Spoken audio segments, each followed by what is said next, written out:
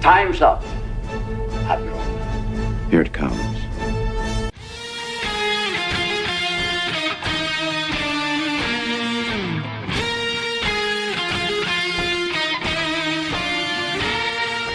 By the power of Grayskull!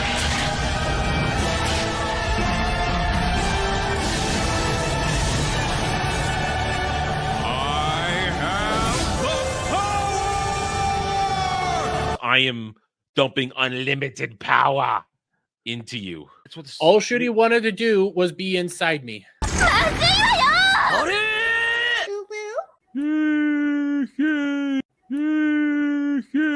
It was one of the first James Bond movies I watched, so I have a bit of a connection to it.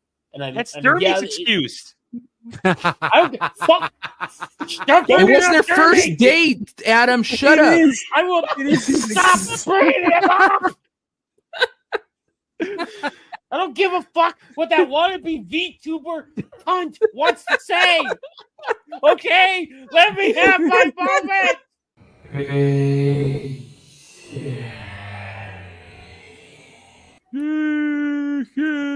Dude, that's like a test of strength. That's not gay.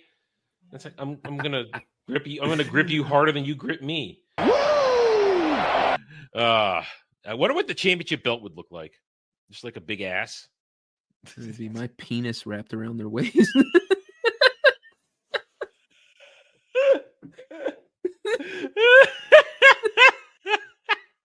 we named zombies after you in that game. Yeah, rightfully so. Yeah, I mean, there's these big fat bloaters that sun themselves and they just lay there. Oh, those are the things that come out of my rainbow's ass. Adam, you being Worf is cultural appropriation. I won't. Cultural appropriate my dick. I don't care. I will have earned my riches and my surly attitude by the time we get there. If I were going to culturally appropriate your dick, you'd have to go get that surgery. Oh, good lord! Here we go. Yeah. That is just. Oh god, those eyes, dude. Those eyes, man. Those eyes. Pretty eyes. I'm not looking at them eyes right now. You know what? I know, but she is a total package. She is a total package. I usually think Ryan.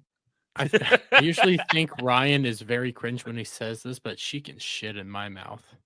Whoa, Dermy! Why do you have to ruin this? What the fuck? Why Ryan says that shit. Fuck, Ryan says this shit. If Ryan jumped off a bridge, would you jump off a bridge? But you just for her, yeah. Would. Here we are worshiping this beautiful woman, and you're talking about German shit eating. I mean, come on. Listen. I will drag my ball sack. No. Listen. 100 miles worth of Shut the fuck up. Broken glass, salt, and lemon juice just to smell her farts. We're not on your goddamn stream. We're on Adam's stream. We're wow, supposed to respect the man's house. You don't take shit in his goddamn fridge. Shut your mealy mouth. So that's the original thing of shipping. The problem is nowadays it is morphed into a weirdness where you have stans, these fake fans, who will take characters that have no reason to be in a relationship whatsoever, gay or straight, and they will ship them together to be in a relationship. And most of the time they want it to be gay. A few moments later. It's essentially when you get somebody who takes individuals like D-Day Cobra. Okay, you see Jeremy. Oh God, don't make them and then kiss. they take Ryan. No. Shut up. This So they is take worse than swear to you God. kissing and they start Ryan. making fan art of maybe Ryan bit. Wait, no, okay, this is Jeremy. This isn't going to take away from you Ryan making like out this. with Ryan. Let him finish. Okay?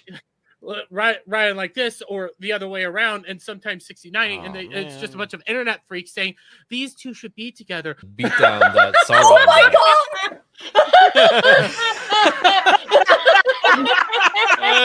He can't control himself, Ryan. Okay. Congratulations, another mortal enemy made. You should be very proud. All right, there we go. I was muted. Hi. Yeah, it never gets old, does it, though? Never gets old. He's just, Dermy is a wealth of degeneracy. Welcome to Mellow Mondays. Oh, we are a week removed, just about, of learning that we still live in the land of the free, devil. We still live in the land of the free. I'm how you still on cloud 9 about it. You know what? I've come down to earth because real life forced me to come back down to earth pretty quickly. I can simply hope now, looking forward, that things are going to be bright and rosy. But I had to get back to it. But I'm still happy. I mean, a lot of cool things being announced here and there. And of course, we're not going to get political here tonight. We got a little political leading up, but we're not really getting into it that much. I'm sure it'll creep in on the conversation here and there. But let's just say we're all proud and happy, and I am very relieved. Oh God, am I lagging out? God damn it! A little bit. The little icon showed up. All right, I gotta go behind the camera. That's God damn it! Whatever. Okay, how you doing, Devil? You doing okay? Yeah.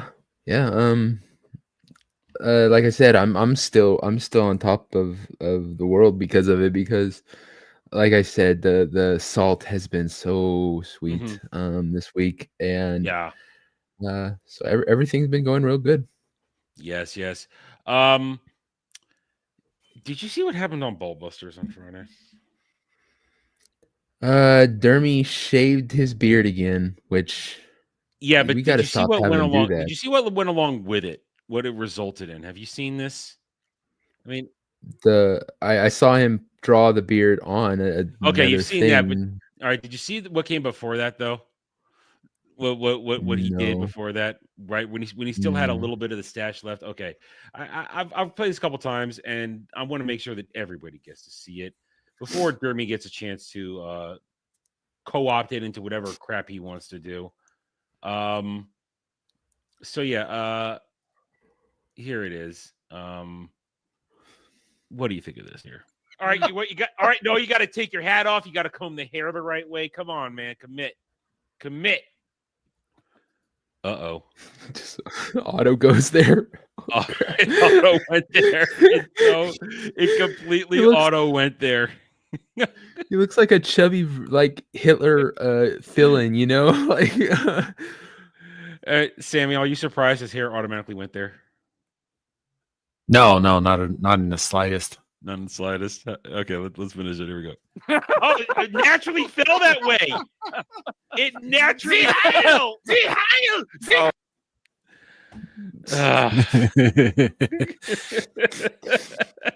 I mean, this is what would happen if Hitler wasn't a health nut. Forgive him, Father. He knows not what he does. Oh, it's working. Oh my God, you really are. My goodness.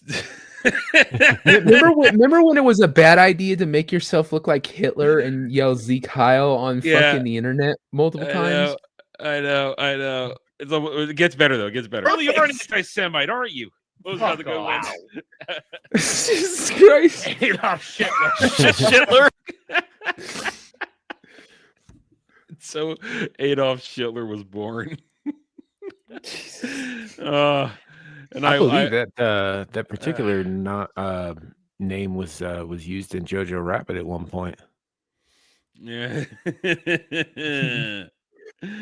Oh man, yeah. So there it is. That got the lore just grows.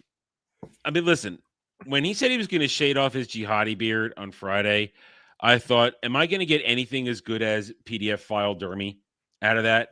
I didn't know. And boy, I was so pleased that we got 2 new pieces of lore. I mean, Devitt already mentioned it, where he drew the. All right, Samuel, did you see the next thing that happened? Have you seen the next thing that happened? I did actually. While I was watching you play that on yesterday's show, I took a screen cap of that and I put it next to one from Michael Moore where he's putting the pen up to his face. Yes. He hasn't quite touched it yet because he without the facial hair, dude, Dermy, you look like Michael Moore. It's fucking weird. It is. So we've established he looks like Hitler and Michael Moore. He's not batting 1,000 on the right lookalikes here. All I know is that I walked him into doing the marker thing, knowing well that the super chat would be there because Hayden was on the panel. It's like, I'm just gonna do that. I can grow. Andy Pickle. I grow facial hair. I shave once a week. I'm on camera all the time with scruff. All right. I first shaved yesterday for Roundtable. Go back and watch this week's drive-in. I was all covered in scruff, neck, beard, and all. And I'm not on camera now because my signal's wonking in and out, so I'm freezing up. We need to grow a full beard and stash, man. Because I got this like weird rule of I don't trust people I don't see in beards and stashes. So I'm not comfortable. I'm not comfortable in it. All right. I'm not comfortable. Yeah. I mean, not every man is comfortable with his manhood. So God damn it. Fuck you, devil. Hi, Samuel. How are you? Not too bad. Not too bad. To all the veterans out there, past, present, and future, happy Veterans Day. Yes, happy Veterans Day. Thank you, everybody, for your service. Without you, we would not be able to live in this land of freedom that we still remain in. So welcome, Mellow Mondays, everybody. I don't know really. I have a couple things tonight. What we'll get up to. Hail and howdy to the chat, though. Hope you guys are on the real. Hail the goddess, hail Algram, hail Riddell, hail Andy Pickle, hail Setlick Gaming. Nice to see you in the chat. I know you're there all the time watching the videos. Nice to see you in the chat. Hail Kaylee Scope. How you doing as well? Now we just wait and see. But all right, so here's tonight. Here's what we're gonna do tonight. I'm glad Samuel was here because we lost a legend this week. Oh shit, we're doing this again. Yeah. Well, not this, but I want to talk happy memories. You know? Right. I just yeah. I've been crying into my fucking milk for a couple of days over this. I know, because you are such a huge fan of the man that was the legend that is Tony Todd. I know you. I mean, I love Tony Todd too, but you loved him more than I did. So I mean, it was such a shock to learn that he died, and I think, and I'm pretty sure I was the first one that told you, because I hadn't seen your reaction to anything else yet until I was like, oh shit, I'm gonna have to break this to Samuel. It looks like he's not responding. You bring up a picture in case people don't know who he is. Yeah, you sent me the news, I think, like, I don't know, an hour after it had been announced. Mm-hmm. And I was just like, fuck. Yeah. For those who are unfamiliar, Tony Todd, I'll bring up a picture. I should have had a picture ready. And Terry Garr died too. Yeah. Tony Todd is essentially one of the greatest science fiction, fantasy, and horror character actors of the past 30-odd years. Yeah. Because the dude showed up, professional all the time, had an iconic voice, and could pretty much fit into anything he could. So let me just bring up so people understand who we might be talking about. Essentially, there's no way you guys haven't in the chat haven't seen a show that he's been on, because he was on almost everything. Yeah, everywhere. You might not know the name, but you'll know the character, the face. Yeah, I mean, I'm trying to find a good picture here, a respectful picture. Here's a respectful picture. Here's a good one. That's not big enough, though. God damn it. It's too small. We got a good one here. But he was in everything. And I'm not even sure what the first thing I saw him in was, you know? First thing I saw him in was Candyman, but the first thing he actually did professionally was Platoon. Okay, I was too young to see Platoon. So I want to say, I mean, well, here's one of his last pictures, it looks like. So it's a respectful picture, because he looks dapper here. So I'll go with this one. We'll go with this one right here. I want to say the first thing there's one or two things. I can't be sure. I'm going to say the first one because I likely saw him and didn't know it because of the makeup. I likely saw him first in TNG as Kern. Yeah. That is likely what I first saw him in, but didn't know it. Outside of his makeup was probably Xena. When he was on Xena Warrior Princess. That was like shit, I forgot about that one. Yeah, he was on Xena, dude. You see, dude was in everything, man. He was in Xena. I was likely the first thing I saw him out of his makeup. Then, of course, I saw Candyman, and and that movie freaked me out as a kid, man. That freaked me out. To be fair, right? Like, because I was a kid when I saw Candyman the first time too. That is not a movie for children, and it's not a movie for every adult. It is brutal as fuck. Yeah. In the arms of the angels. Right? So, and you realize that Not just in everything. I mean, some people. I was actually talking to Dermy last week, and Dermy goes, wait a minute, was he in The Crow? And I said, yes, he was the Crow. He was number one's right hand man. He was big time's right hand man in The Crow. So you realize the dude was in everything, and he always did an outstanding job. And then he also did voice work. Yep. In fact, he was the most recent voice of Venom in the Spider-Man video games. Yeah, and he's the sole good thing of all the performances in that. He worked. He sounded like Venom. He behaved. He was Venom, even though his Venom wasn't Venom. That's the sad thing. Yep. We were talking about it on. Oh, sorry. Go ahead. No, go ahead. We were talking about it on Abyssal Musings. I think it was that we were talking about it. That he. Would you rather be an actor that is in everything, that has such a big footprint, that has consistent work through your entire career? Would you want to be a flash in the pants? Everyone agreed they'd rather have his career being in so many iconic shows, being in so many iconic movies, and really being a actor that everyone can sit there and go, oh God, I know that guy, I love him in this and stuff, than an actor that has 3 years of success, makes a shit ton of money, but then no one disappears from it all. Longevity. Yeah, well, this guy, he wasn't just, he didn't just have a very, varied and extensive career, right? He loved his job, and it shows in every performance he turns out. I mean, it was a couple of years ago now. He was one of the things that made the Dota 2 anime series on Netflix that made it good. When he played like the lead dragon in that one, it's like, because you hear it. Tony Todd had an iconic voice in all stuff. You hear it's like, damn, that's Tony Todd, and you realize you're going to get, at the very least, out of him, you're going to get a quality performance, and it's like, yeah, it's going to work. It's going to work, and and I agree with what Devil said there. He has left behind a fantastic legacy. I have never heard anybody say a bad word about Tony Todd. Nothing. No. Everybody who has ever talked about him at conventions, just meeting him on the street, has always said that he was the kindest dude who would just sit there and talk with you about anything you wanted. He's even done Darkseid. He's even voiced Darkseid. I mean, it's fun to realize how much enjoyment he has provided and entertainment he's provided literally my entire life.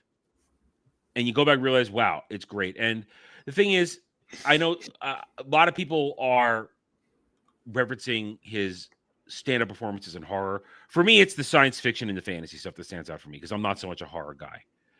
And also it's the voice acting performances in animation. So it really does. It did suck. And now, have we heard his cause of death? Have we heard that yet? Do we know? I'm going to assume cancer, because he was only 69. So I haven't honestly looked too deeply into that. I'm still kind of reeling from the fact that he's gone, but I don't know that they released that, and I'm not sure they're going to. I mean, sometimes these guys, they don't want that known. So, I mean, it's usually a little bit after. It's not morbid curiosity, but because part of me just wants to know, because he didn't seem sick in his last appearances and stuff. So it's just curiosity, not morbid though. I just would like to know what happened, because he's 69 these days. There's still a whole lot of years left. And he tripped and got crushed by his badassness. Right. No, it looks like they're just listing natural causes.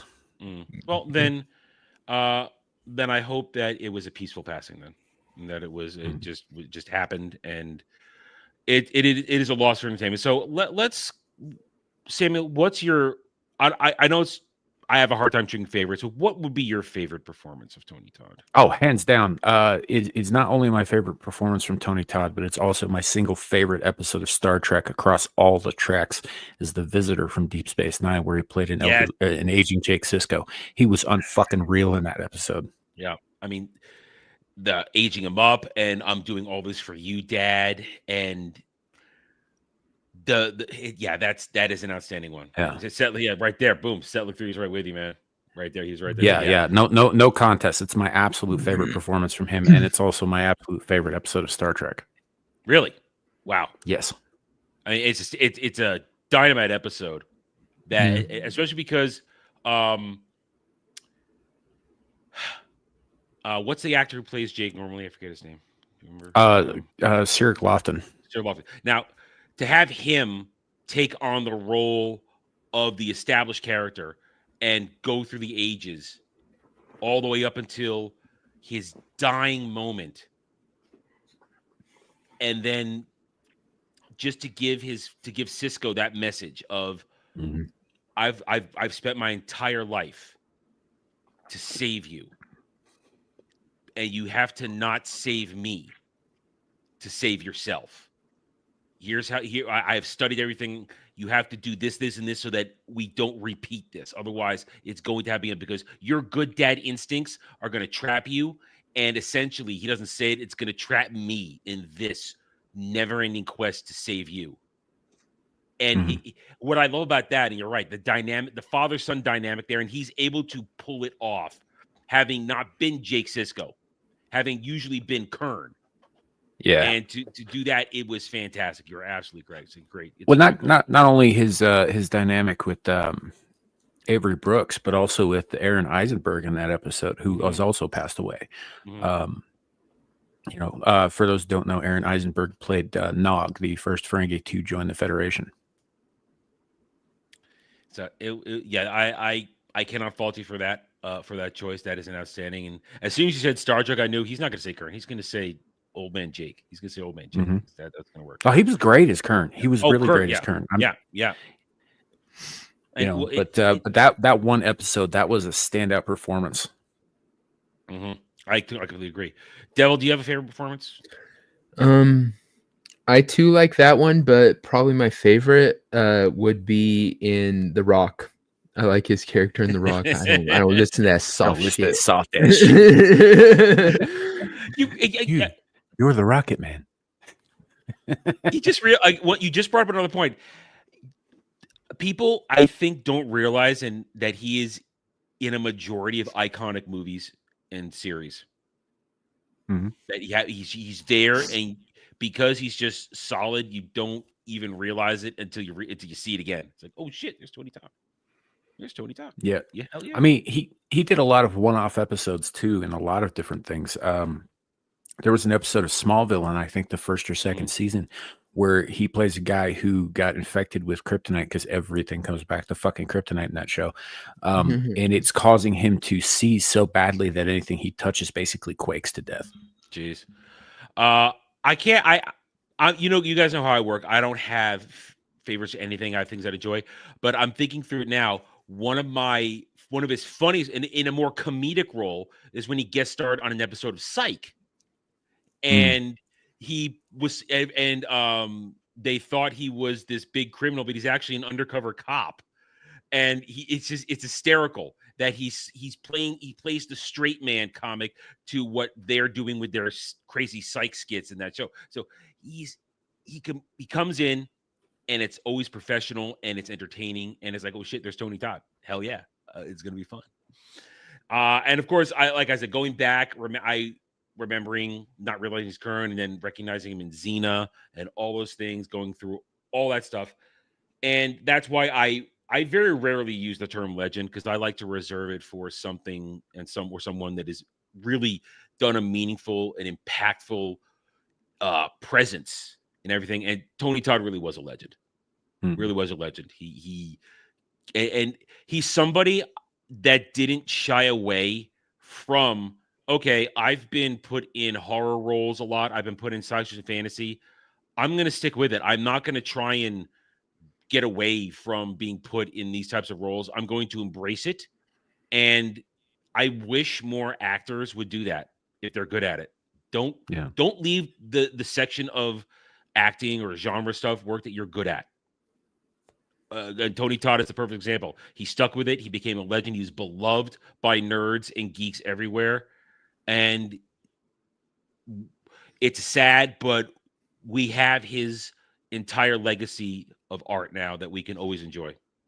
I haven't looked at his filmography, but I don't think he ever did a rom-com. So, not to my knowledge, he has not done a rom-com. He did. Let's see. He did The Crow, The Rock. He did Platoon. He was Candyman. He was Death, I think, in the Final Destination series. He was even in the Prophecy series in the last one where he plays this evil angel, which I mean, that's not a great movie, but he was great in it. Well, that's what we can always say. Listen, he's been in his fair share of not so great stuff, but he was always good in the stuff he did because he was a professional. And as I said, he didn't walk away from what he knew was his bread and butter and what he was really good at and what people loved him in. And he was happy doing it too, it seems. He always get in there. And also, like Andy Pickle says here, I don't know what he thought. I don't care what he thought. And that's perfect. Yeah, and he never really said one way or the other, how he feels about that. I mean, you could guess, given some of the company that he kept and all of that, and the fact that he was successful in Hollywood for so long. There was probably, you could probably take a guess, but it wouldn't matter because he kept that shit to himself. He followed me on Twitter last year. I remember that. Yeah, I'm still happy about that because he was a great guy. I said some nice things about him, and he liked that, and he liked a couple of other things, and then he followed me, and I was like, "Holy shit, the Candyman's stalking me on social media! It's awesome." But the only things he ever posted, none of it was political. It was always about like some obscure blues album or jazz album that he found that he liked, or he was promoting fellow former castmates from like Star Trek, or people he had worked with before, or he was just cheering people on. That's all he ever did, was cheer people on, and then was like, "Hey, I like all this diverse music here. Check this stuff out." That's it. That is normal. And that is what things should be. And that is the way it used to be.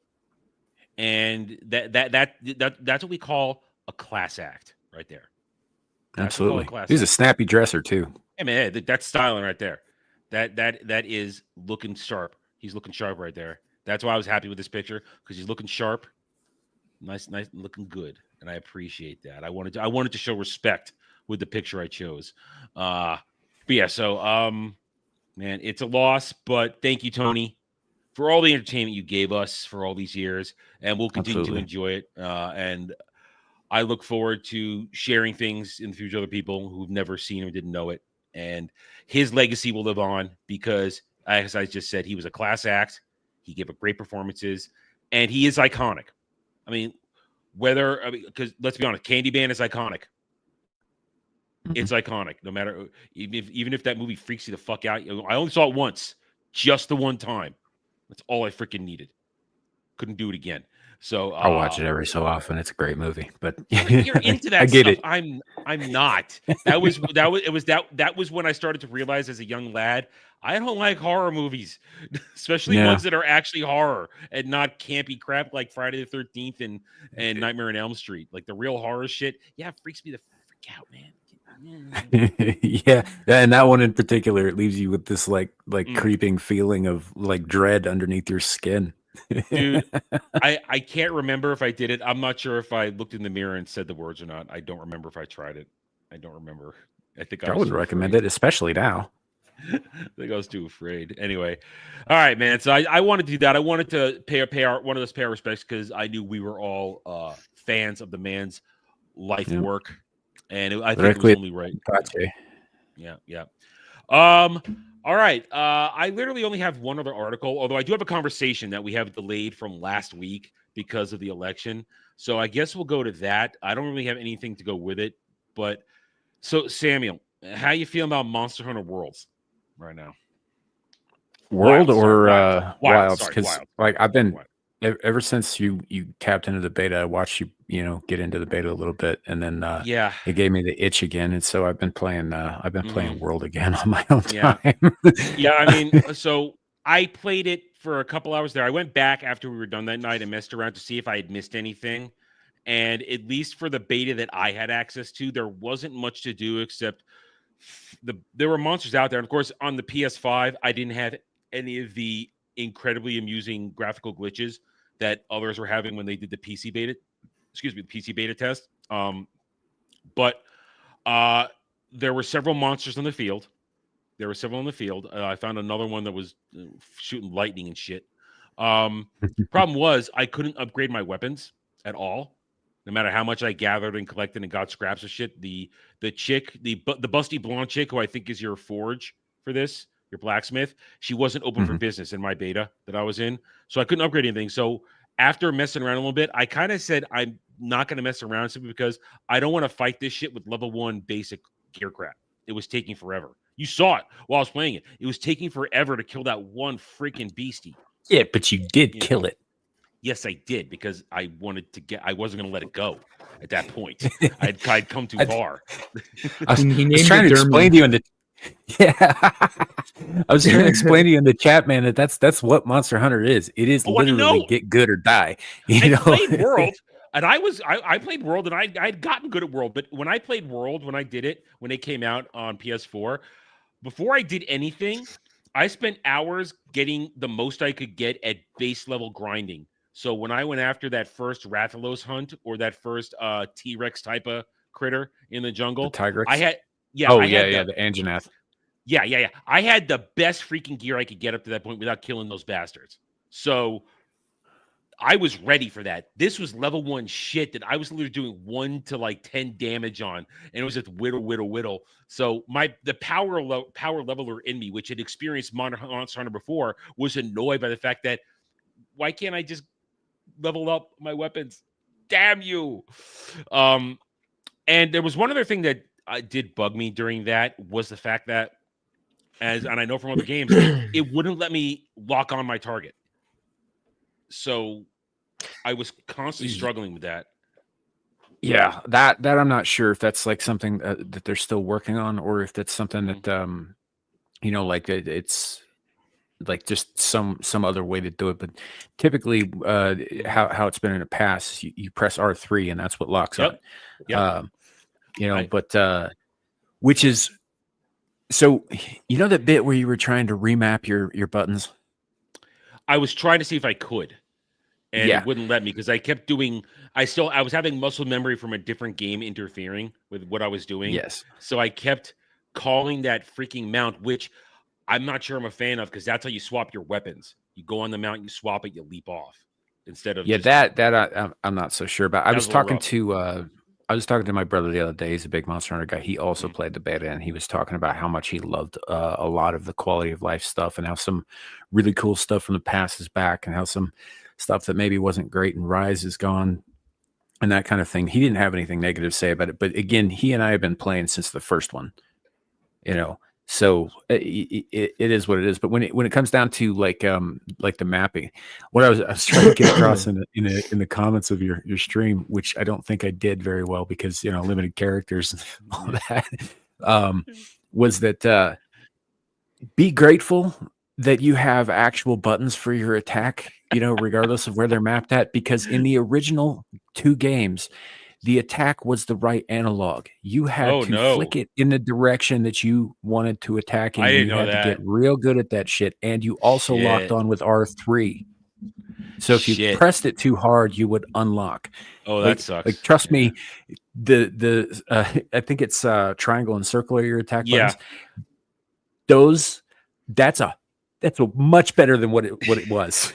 Listen, I don't think it's any different than World is. Like I said, I just had conflicting muscle memory from several different games I'm playing right now, interfering, and I just I kept hitting it, and it kept calling the mount, and I'm like, what am I doing? I can't get it. I just love that Sam's all like, look, you're playing life on easy mode, motherfucker. We used to have to pretty much. Listen, my only experience is Monster Hunter World, which I played for a few months after it came out.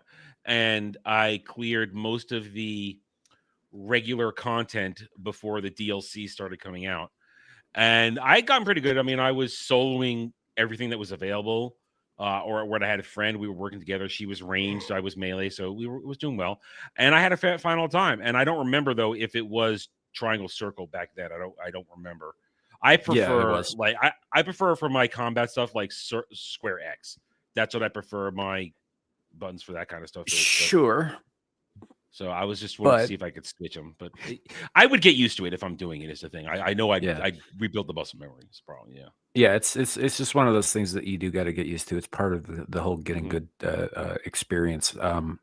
Essentially, they put you in a situation and they give you a certain number of tools, and those tools you got to use within, like, the way it's set up and all that shit. And so the skill comes from being able to use what they give you to do well.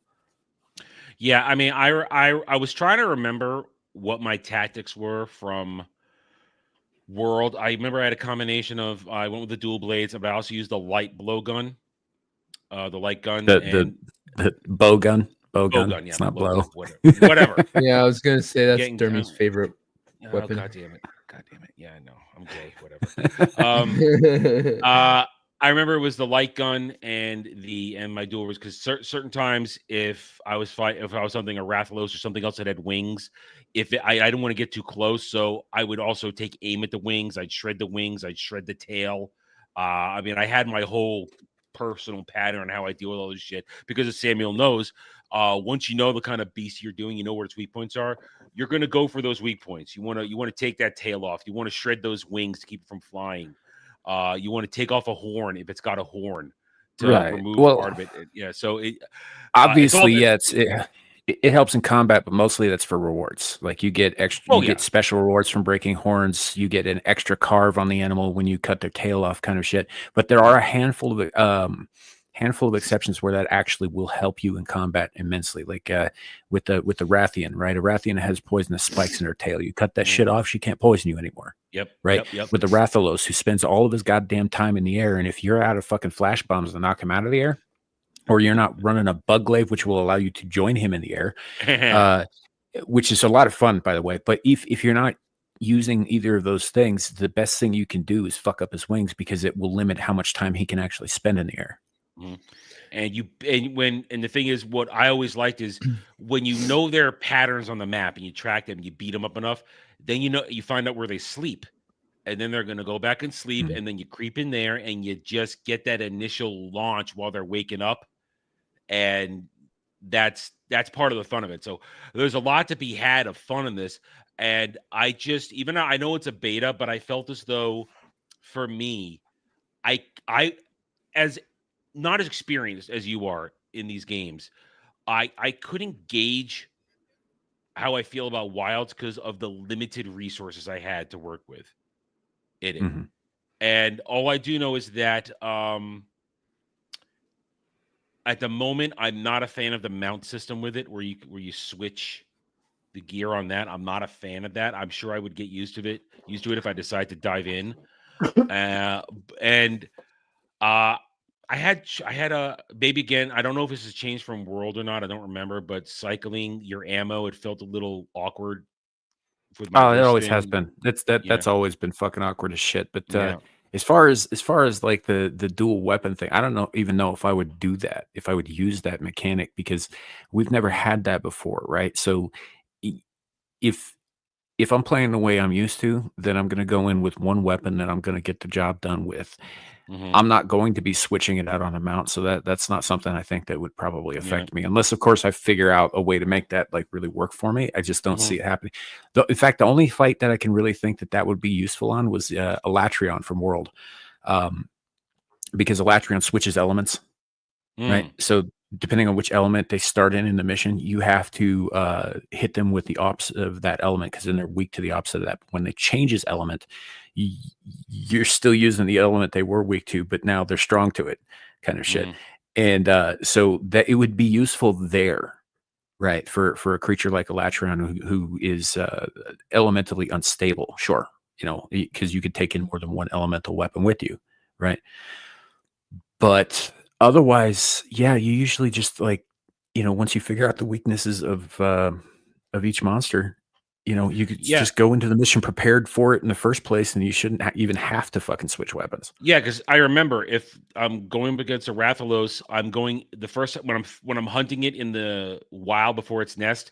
I'm breaking out my light gun, but then when I've forced it to go rest or something or anything to rest, then I'm switching out. I'm going back to camp and I'm switching back to my dual blades because then I'm going in for the kill. and I want to be able to, F up its legs, knock it down, get on it, stab the hell out of it. I want to do all the cool shit.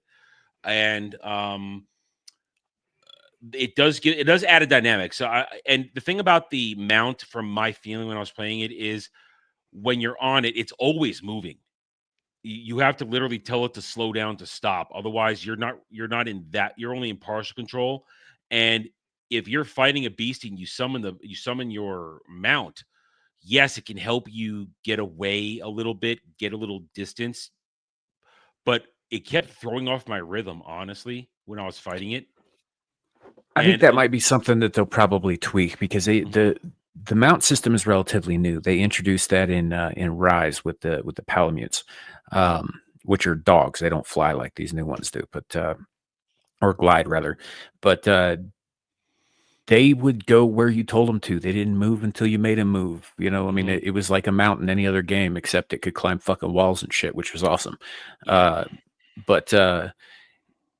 And honestly, there are some advantages to that mid-fight, like being able to sharpen and not stay in one place and get shot. That with was a fireball.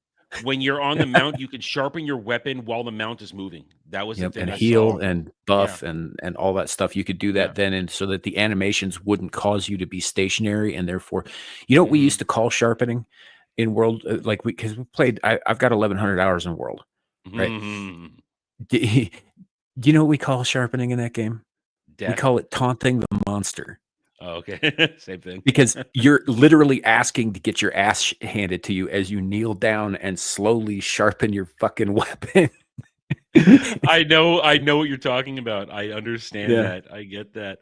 But yeah, so I can understand how there can be some definite tactics in swapping the gear on the mount and allowing for some breathing room to not die. I can get that. For me, just it broke my rhythm, and it was also rough because, like I said, there was no lock on. So the beast that you guys saw me fighting, that giant baboon type of 4-legged thing that took me forever to kill, I was trying to get Congalala, wasn't it? I don't know. You know the names better than I do. I wouldn't know. I was trying to get. I was trying to target the legs, and they had that new system on it. Is this new for this? Because I don't remember this in World, where at certain points when you've wounded enough, there's a wound, and you can focus target and hit the wound, and you fly into a series of attacks to gouge out the wound and do extra damage. That was interesting. So I think that's some of that is probably due to the fact that you were dual wielding, because the dual wield has a lot of like flurries to it. But no, that's always been kind of a thing. Once you soften a part up or you damage a part enough, they do take extra damage. Or rather, if that part was like hyper armored or whatever, right? Oh, you knock it off. I know. Yeah, once you broke that armor, then it would take extra damage on the wounded part. Yes, that's always been a thing, though. I know, but at this one, it literally there's like a literal wound, and the game was in the tutorial part was telling me to switch to focus target. Yeah, I and think then that's hit new. The attack, and then I would just go into an automatic action and whirl through it, do damage, and it would fall. And I did find one thing with the character itself is that when I wasn't on the mount, my movement was really sluggish. I felt like I wasn't getting close in the distance. Like a couple times the beastie would fall on its side. I'm like, okay, I want to get position. I want to go for the belly, but I couldn't move fast enough to get into position to really deal the damage to the points where I wanted to. It just felt sluggish, and I'm hoping that would be something they would improve. So that's what your dash button is for. But I didn't have a dash button that I saw. All I had was a dodge button. I think your dodge is dash button. You hold it down. Oh, well, the game didn't tell me to do that this time, so I wasn't doing it. So, but I mean, it could not be too. In World, it's the R1 trigger. I remember not having that problem in World. I would be able to break off and then close the distance really quickly. In World, I don't remember having that issue. So that I don't know. I'd have to actually play it to see what that feels like. But there are a couple of different methods they've tried using over the years to sort of mitigate that, because your hunter on its own, its movement speed without using dash has never been very fast. Right. So that's probably there is a mechanic in there to close that gap. Maybe it just wasn't readily apparent during the beta. Would be my guess, because you had the wire bugs in Rise, which would allow you to not only close the distance between you and the monster very quickly, but also allow you to go vertical. One thing that I saw, if we're talking about that kind of thing, I saw that at least in this one, is compared to my experience in World, it seemed a lot easier to trigger environmental traps in this one. It seems like they improved that, because a couple times I was aware of it, saw it, it was really easy to drop branches or drop rocks on these things, or have them walk into a landmine or something. It seems like they improved that in this one somewhat, and that would be cool, because I was always unable to pull off environmental traps when I played World. Really? So that, I was never good at it. Maybe it's because my play style, where because I'm choosing melee and even close range melee, that I was always fighting at the feet, hacking at legs and tails and shit like that. Right, but you should be able to like launch a rock or whatever that would knock, like say in World, in the last area, the Elder's Recess, there's an area where there's these giant fucking crystals coming out of the ceiling, right? And if you get the monster under them, you can just like shoot a rock up there, which will break the crystal off, and it'll land on its head for like 2k damage. Maybe I just wasn't very good at it. I mean, I'll readily admit that. Maybe because of my play style, I'm not looking for environmental. But in this one, I found it fairly obvious. I could see it easily, and I pulled it off a couple times, I think, when I was doing it. Yeah. Other than that, the one map area I had access to, it was pretty normal Monster Hunter stuff. There's different colored ammo bugs everywhere. There's the different types of beetles and toads and shit like that. There's in the field health ready to be blown up and heal you when you're doing stuff. And random materials and poop. I was fighting a ruiner Nergigante the other day, 6-star master rank in World, which is like that's the end of the DLC level of difficulty. Okay.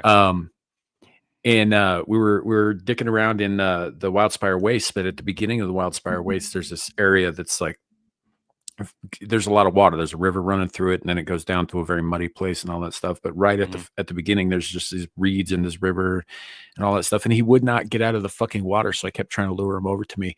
And at one point, I accidentally hit a fucking paratoad, and I didn't realize I hit the paratoad, and it fucking paralyzed the monster, me, and my cat. We're all just laying on the ground next to each other, twitching for like 3 minutes. You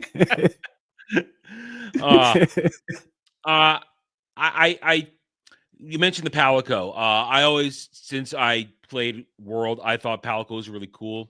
They're handy. They actually do their jobs. In this one, though, I know that I remember in World you could program. Remember correctly, you could program your Palico to behave a certain way, right? In World, you had limited control over that, but yeah, it depended on focus what on healing what they had shit equipped, like that. And yeah. In this one, at least maybe in the beta, I couldn't tell my Palico what I wanted him to focus on, and he was healing me, but he was healing me when I didn't need it. And I was like, "What are you doing? I need you to do something, attack or whatever, this and that. Just don't heal me now." And I guess that I'm going to assume that's beta, and they haven't fully given the Palico AI commands fleshed out yet. It could be. They would do that sometimes in World too. If you had it set up to be a healer, it could. Oh, my Palico use was things a that healer. it didn't need to. Yeah. Mine was a healer in World because I took a lot of damage. I'm an HP sponge. Mine's a thief. Really? Yeah. There's an item you can get for your Palicos called the Plunder Blade, which will allow them to not only attack the monster and knock like shinies off of them, which will be like random fucking items that you could normally carve or get in rewards, but they will also actively steal items from the monster, which will end up in your rewards later. And it's one of the most reliable ways to get high-end, extremely rare drops, even if you weren't able to break that specific part on the monster. I feel like I remember that. I don't remember if I used it often or not. Now, what I did see in this one is that not only do you have your basic inventory, but there's also your mount has a pack inventory. And the new chick who's replaced the god-awful handler from World. Thank God. Thank God. Fucking Christ. Beat her with a baseball bat. Good God. This nice little girl who's joining you, she's randomly picking shit up and putting it in your pack on your mount. So nice. That's cool. She was getting herbs off and on. I would find herbs to make pots. So she seems useful. Now I know you were annoyed by this, and I was annoyed by it too because first of all, it was broken in the beta. The voice acting that's going on in Wild, that was yeah. On my end from listening to it, it didn't sound like there was something wrong with that. It sounded like they put a tranny voice in there. It was I had altered the pitch and tone because I thought it was supposed to go deeper, and whatever it did fucked it up because everybody sounded like a 9-year-old tranny or some shit like that. It was terrible. Yeah, it was horrible. Yeah, even when I thought I fixed it, didn't sound good. Most of the NPC voices didn't sound bad. It was just it was my voice and my Palico that sounded bad. I'm just irritated that the player character has a voice at all. It's not supposed to. You know, silent protagonist. It always has been. You know. Yeah. So that's about all I can say with my experience. The monsters look cool. I mean, they look good. As I said, because I played on the PS5 with the PS5 beta, everything looked like it should look. But apparently, for the PC beta testers, they got pixelated monstrosities, and there were constant threads about it on social media that was a little laughable. So I don't know if I'm interested enough to play. I doubt I'll get another round of it before a launch. On the launch, I think I want to say February because I think it's February. Yeah, because it's coming out against Assassin's Creed Shadows, and yeah, it's going to do so much better than that. Oh, it is. But for all the complaints, I think that there were off and on here and there from some people with the beta. It wasn't a bad beta. It was just, for me, it was limited. I couldn't get a full feel of the game. I would have liked a little more to do, but I wasn't turned off. I'm just not. I just don't know if I want to get into it. Especially, I especially don't want to do it alone. Yeah, I kind of do, but I got to buy a PS5 for that to happen, and I don't know if I'm going to be doing that. So, yeah, is it crossplay or yes? Okay, yes. Yeah, because I was going to say I'd be interested in playing with people if it sounds like Xbox, PC, and PS5, and I think maybe Switch are all going to be Switch or Switch 2, whichever one is out at that point. I'm sure. Yeah, I think it is complete cross-platform. And look, and Samuel can attest. These games are fun. They're a lot of fun. They're a lot of fun to play. But here's the thing: I don't really think, to Joe's point here, I don't really consider these good streaming games unless you've done a lot of pre-work and you're going out and your team is ready to rock and roll. So I haven't been doing it because of the internet issues and the bandwidth problems, but I had been streaming Monster Hunter Rise, and I started it from like scratch. I mean, I created my character on stream and all that stuff, and they seem to do all right. You know, I just don't feel like the grinding is entertaining. Me running in circles, grabbing shit up for like an hour before I go do anything. I just don't know if that's entertaining because that's the way I play this. I prep and I prep. So you could also do like your gathering prep and shit. Oh, I know. You go live too. That's what I'm saying. Yeah, it'll be a lot of. What I'm saying, if it's gonna work, I'd be doing a lot of off-camera stuff, and then we'd be ready to go. Or like if we're gonna plan a squad, we're ready. We have spent time. We've got our max weapons in the moment. We're going on some series hunt. We're getting extra mats here and there. We're going on a kill quest. We're going on kill quest for like an hour or two, and it would be nonstop. Boom, boom, boom, boom. That's, I think, how it would work as streaming. It's the in between stuff that I don't think would work as a gaming stream. And if you're solo, there's a lot of that because it's just you getting your shit. Yeah. So. Well, once you unlock all of your farming options at your hub area and all that stuff, you no longer actually really have to go out and fucking gather items anymore. Yeah. You know, that usually is, and that's usually unlocked through the story. The biggest problem that you're going to find streaming, especially with other people, with a Monster Hunter game, is that if they have not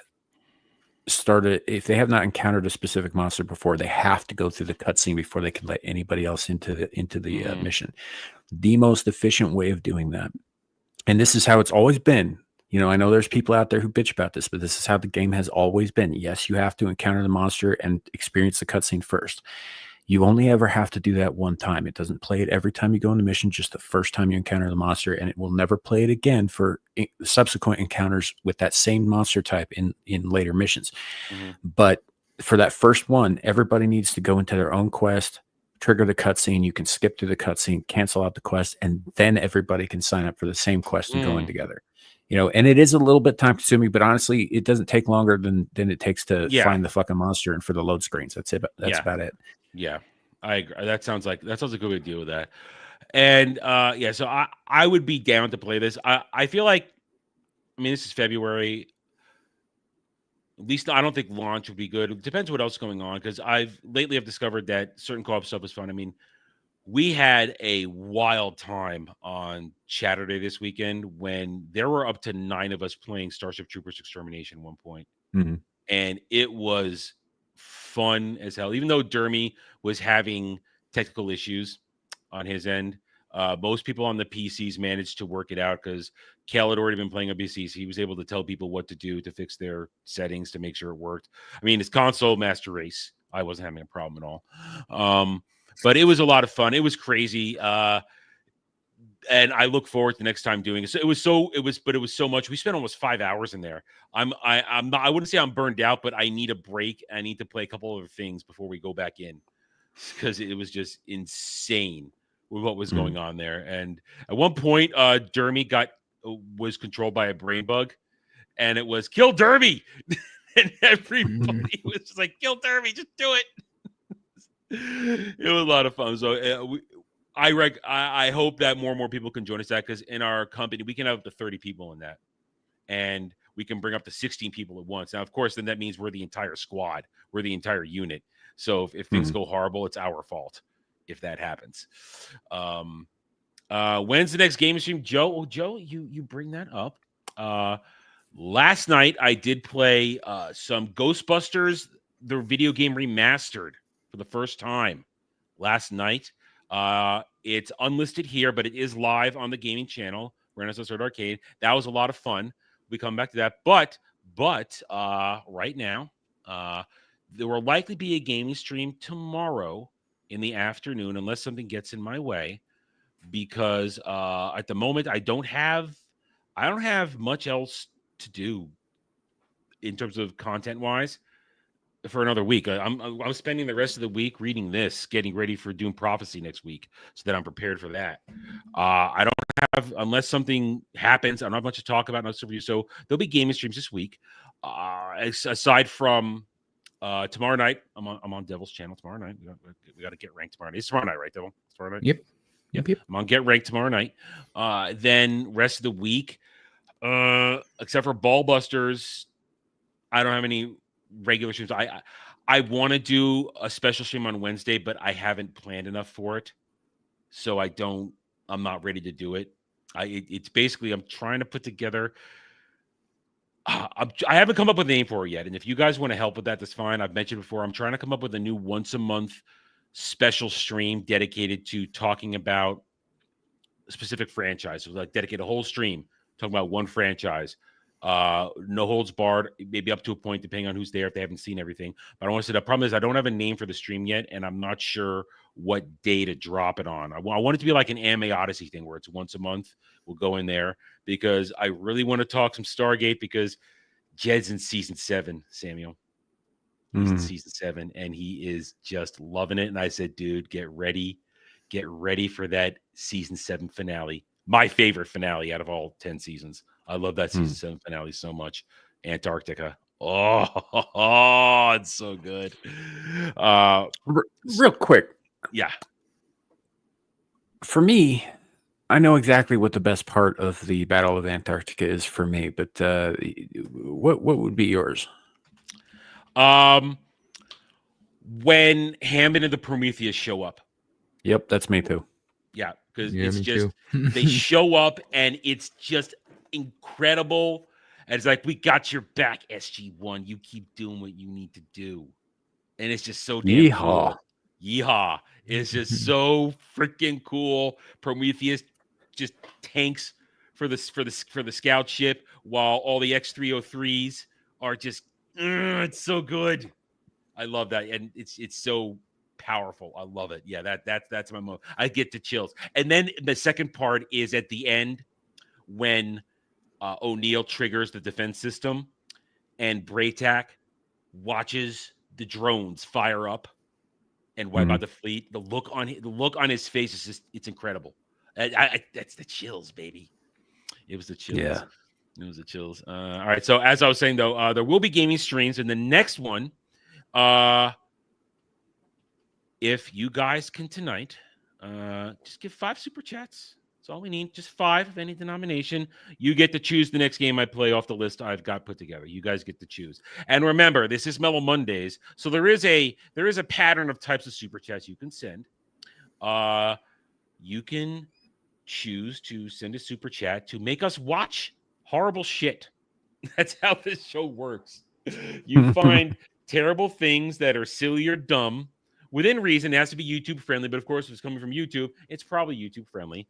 Though, honestly, the more money you spend, the longer it can be. That's kind of the way it goes. And you earn the right to torture us or make us laugh. Have I ever mentioned how much I hate this game? I love it. It makes me money. Hey, listen, I don't have any top 10s. Be thankful for that. I got no top 10s. Let's be honest. The post-election stuff is still kind of choking the news a little bit. So there's it's going to be for months, dude. For months. Yeah, I know. Well, once I have something to review, I don't care. Once I got something to review, everything's fine. But random shit happening is still very low right now. Right. So there's not crazy top 10s there. And also some of the stuff they're focusing on, it's not generating top 10 type anything. So there's no stupidity there. And the things that are kind of being focused on are stuff I'm not interested in. And if I'm not interested in it, I can't really talk about or cover it. So yeah, that's how it works. So the next gaming stream, if you don't meet the threshold, that's fine. I will simply choose one of the many games I am playing, and it'll be because I feel like it gaming stream instead of a focused, this is the game we're playing stream. And we're of course leading up to a lot of different things. Frankly, until next year, honestly, unless it's voted on by the chat or something like that, my gaming streams will be kind of whatever I'm in the mood for until we get to next spring, and we have Suikoden 1 and 2 remaster and Lunar remaster collection, which that's dedicated gaming streams I'm going to be doing. Other than that, it'll be, do I feel like playing some Monster Hunter, or if it's a scheduled co-op live stream like with Alf on Sundays where we're doing some where we're doing some Starship Troopers, or if it's a collective one we've all decided to do on Saturdays, maybe another Among Us stream or another Starship Troopers. Or now last night we did learn, I knew it existed, but after playing Ghostbusters, there was interest expressed in, there's a Ghostbuster co-op game that's out there. That's been out there since last year. It's kind of like not Dead by Daylight. Well, I guess a little bit. But yeah, your one plays as the ghost, 4 other people I think play as the Ghostbusters, and you gotta find them hidden in the, because the ghost can take over different objects in the room. So you have to find what object is hiding in. Does somebody always have to be the ghost, or can it be like an AI ghost?